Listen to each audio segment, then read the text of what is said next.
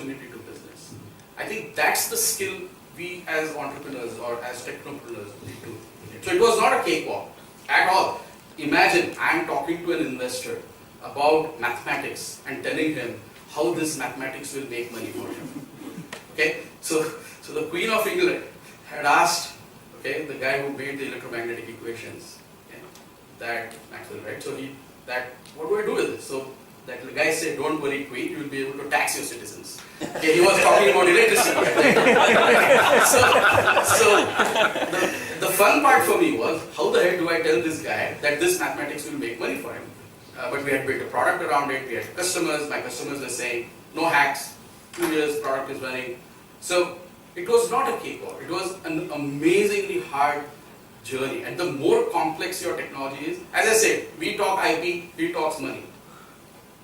There are two different words. How do you convert the IP to money? How does he make sure that his money is going in the right IP? So that back and forth, actually my investor helped me a lot. Okay? It was an amazing conversation. So most of the time he was deciphering it and he took the pains and effort to understand the math. Okay?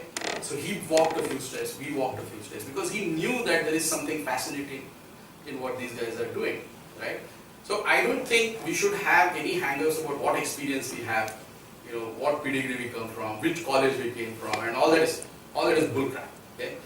You should focus on your opportunity, you should focus on your capability to convert that opportunity and convince that investor that if you put money, so you will make 10 times of that.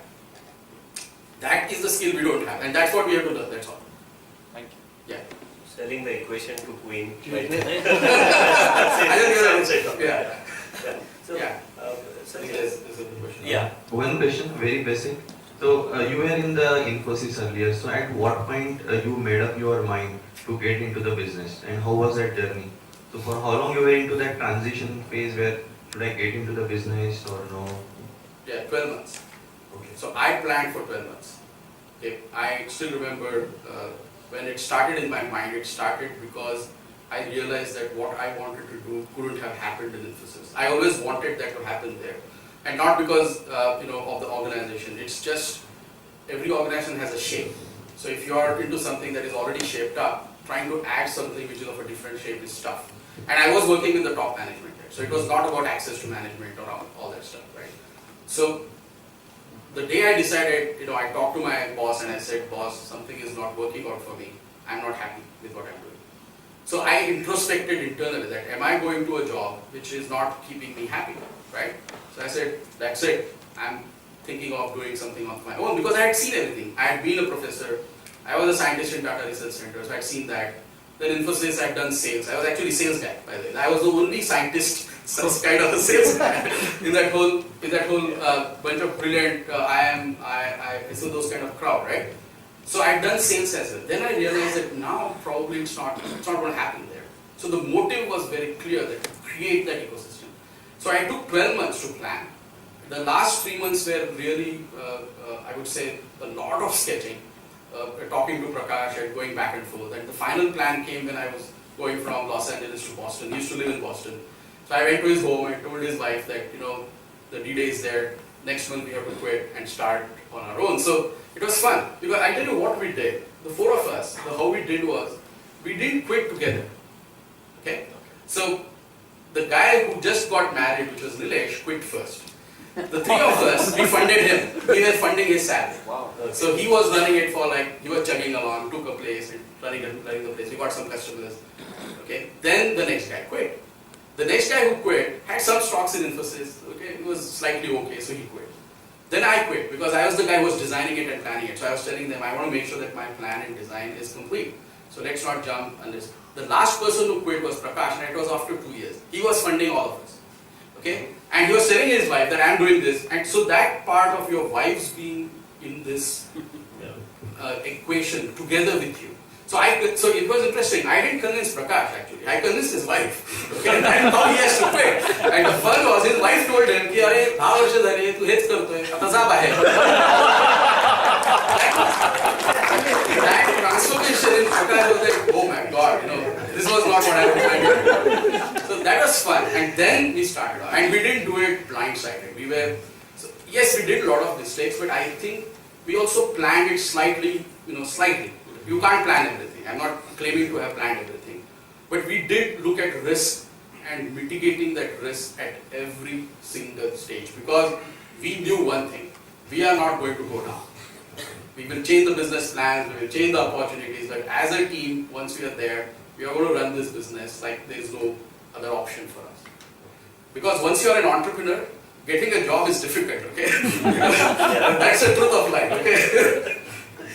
Yeah, that happens. I mean, Sanjay, I have a question. Yeah, please. I hope I'm audible. Yeah, yeah.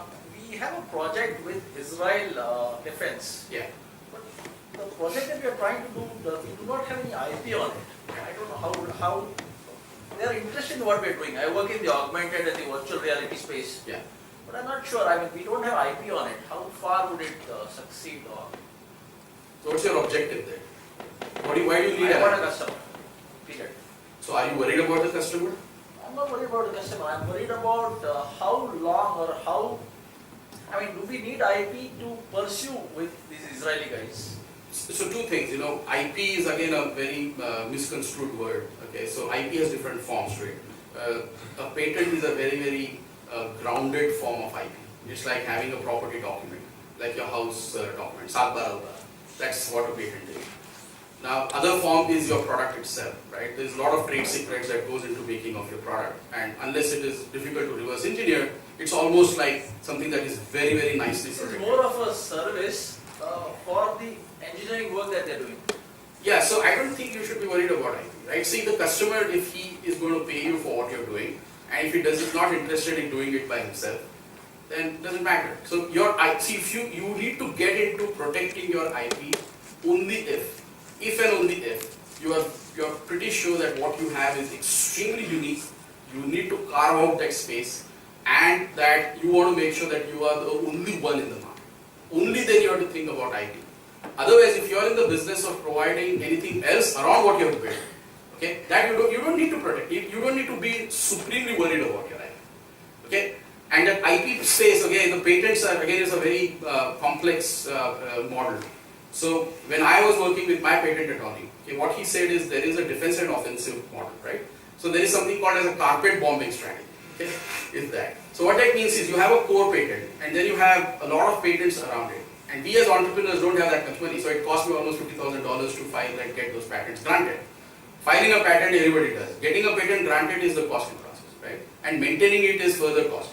So you've got to be extremely sure about why you want to patent something. Okay? Then you get into the patenting process. Now that should give you a strategic advantage. It is not because if you have a patent, you're going to start filing lawsuits on everyone. No, you don't do that for that. You make sure that you have an asset with you that you can value, that you can sell at some point in time if you need to. You need to protect your boundaries. So if you are in deep tech especially, okay, make sure that you isolate those parts of your technology which are unique, and you start thinking about how much of that you want to disclose, because patenting is a disclosure process. In the academic world, you publish your papers. Okay? Now the scientific community and the economics around it decided that in the commercial world, if you start disclosing everything, then you will not do business. So you need to disclose, yet not to disclose. So patent is that midway of making sure that science progresses, technology progresses, but gives the protection to the inventor. Okay? So you need to be sure, if you're thinking of patenting as well, it's not about putting everything in the patent document and getting it patented. You need to find that level of disclosure, which is enough for you to get the patent, not beyond. Because remember, it's a strategic asset that you're protecting.